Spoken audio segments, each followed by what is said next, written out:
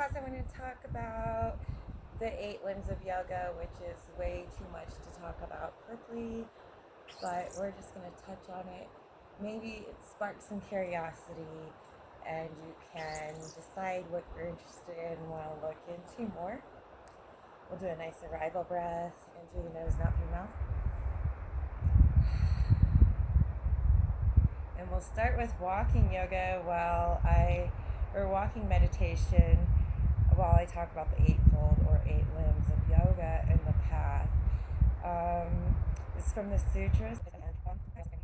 We're going to walk with total concentration, noticing our foot touch the ground and Mother Earth grounding, and rolling our foot into the earth. Place each toe down, thinking about them sinking into the earth.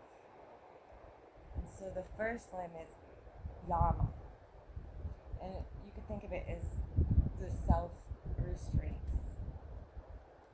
And so in our walking, if we were walking in a class, we could choose, I can't go through all of them, but one we could pick would be non-stealing, astanga. And if we were all walking in a class, doing our walking yoga, non-stealing could be not infringing on someone's space. And that would take away from their walking, their meditation. But that also would steal from you.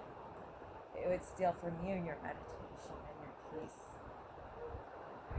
So even though the yamas seem kind of obvious, non-stealing and non-violence, when you dive into what each one means, there's more to it. So then if we were walking and we were talking about niyamas, these are the observances and self-disciplines. So if we were going to pick tapas, self-control, maybe you thought this exercise was annoying and was wondering why wasn't I just teaching in that regular yoga class today, or our regular. And so you wanted to quit walking, but you'd have to use tapas, the fire, self-control, to see if you could still find some little blessing in this. If you could still soak in so complete with this meditation, with that self-control, that you still found a blessing. And if we're walking, and the next one would be asana. So the literal term could be a comfortable seat, but to get to that comfortable seat, you go through these phases. So, and to be able to comfortably sit and meditate. So the walking would be the asana. And then we have Pranayama, life force energy in the breath, controlling the breath. Yoke, we're syncing up our bodies, but we're also controlling and learning to control these things. Our mind, body, breath. And so pranayama is breath.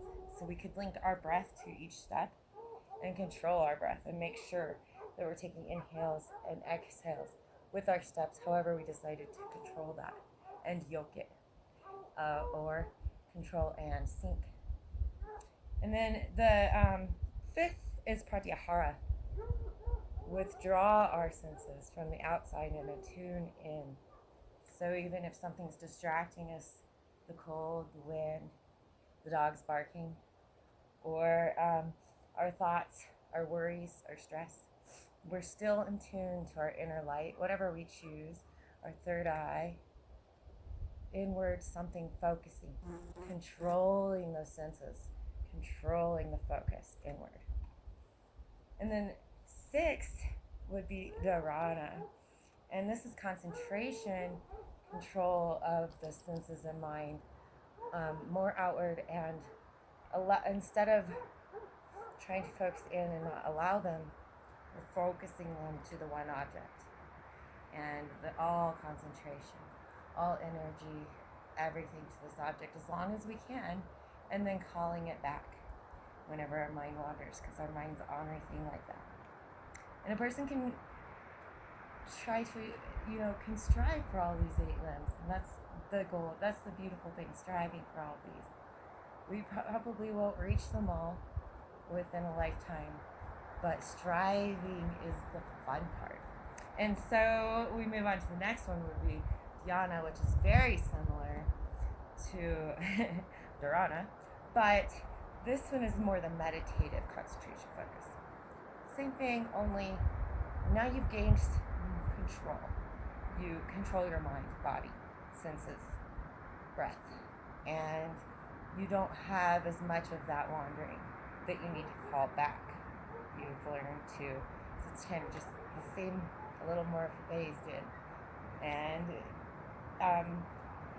it can be literally sometimes transferred into the word meditation, which I guess I forgot to give you those, but the Sanskrit translates, and people use different words anyway to choose to describe it.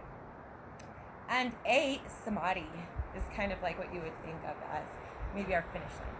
So you could think of it as the complete perfect meditation, or absorption is what it translates into. You're so calm and within and controlled that you can absorb. And it is bliss and self-realization.